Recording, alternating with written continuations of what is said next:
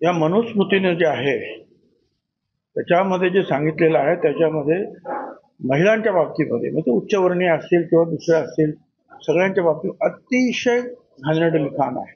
अतिशय अपमानास्पद असं लिखाण आहे. सगळ्या प्रकारचे अधिकार शिक्षणापासून सगळे अधिकार त्यांना नाकारले आणि अनेक गोष्टी आहेत त्याच्यामध्ये, एकच गोष्ट नाही. आणि म्हणून महात्मा फुल्यांनी सुद्धा त्या मनुस्मृतीच्या विरोधामध्ये भाष्य केलं आणि बाबासाहेब आंबेडकरांनी ती मनुस्मृती उजाळली. याच्यामध्ये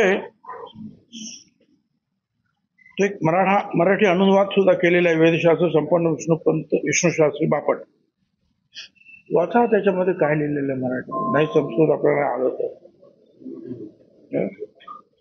आणि त्याच्यातून स्पष्ट दिसत आहे की हे अतिशय त्याज्य असं हा सगळं काही स्मृती जे काही लिहिलेलं आहे ते आहे.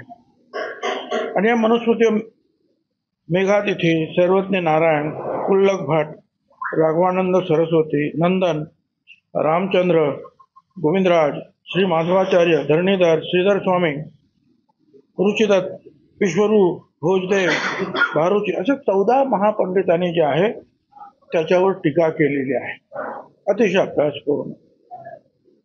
आचार्य नरहर कुरुंदकर, डॉक्टर प्रदीप गोखले, डॉक्टर आह साळुंके, भदंत आनंद कौशल्यायन यांनी सुद्धा याचा विरोध केलेला आहे आणि निषेध केलेला आहे सगळ्या गोष्टीचा. मला काही कळत नाही की आता अचानक हे सगळं पाण्याचं काय आवश्यकता आहे. आणि 2 श्लोक फार चांगले आहेत मार्फत चंचू प्रवेश पाहिजे कशाला.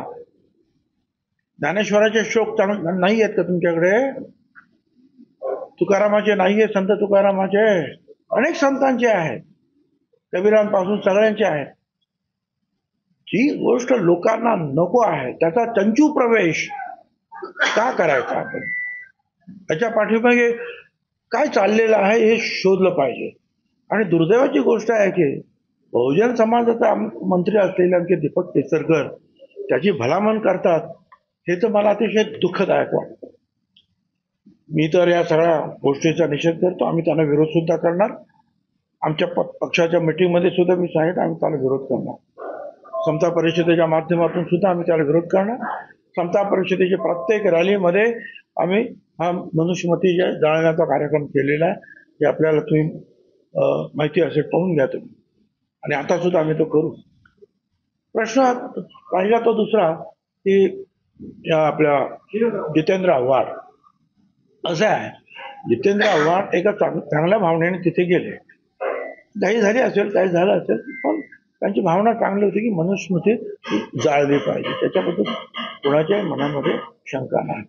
परंतु चुकून त्यांनी जे आहे बाबासाहेबांचा फोटो असलेले जे काही पोस्टर्स होते त्याच्या आणखी काय होतं मला काही कळत दिसत नाही अजून, पण त्यांनी फाडलं असं आणि ते चित्र तिकडे लोकांच्या समोर केलं फाडलं. काय आहे ते पण पाहिलं नाही त्यांनी आणि सगळ्यांनी ते तसंच त्याचं अनुकरण केलं. पण त्यांनी जे आहे नंतर माफी सुद्धा मागितली. मला असं वाटतं की त्यांची भावना जी आहेत आपण लक्षात घेतली पाहिजे. केवळ ते आमच्या विरोधी पक्षातले आहेत म्हणून त्यांना त्याच्यावर टीका करण्यात अर्थ नाही. आणि त्यामुळं जे आहे हा मूळ मुद्दा जो आहे की आम्हाला मनुस्मृतीचं जे आहे चंचू प्रवेश नको आहे शिक्षणामध्ये, हा फोकस दूर होईल आणि फक्त तो जितेंद्र आव्हाड हे सगळं सुरू होईल.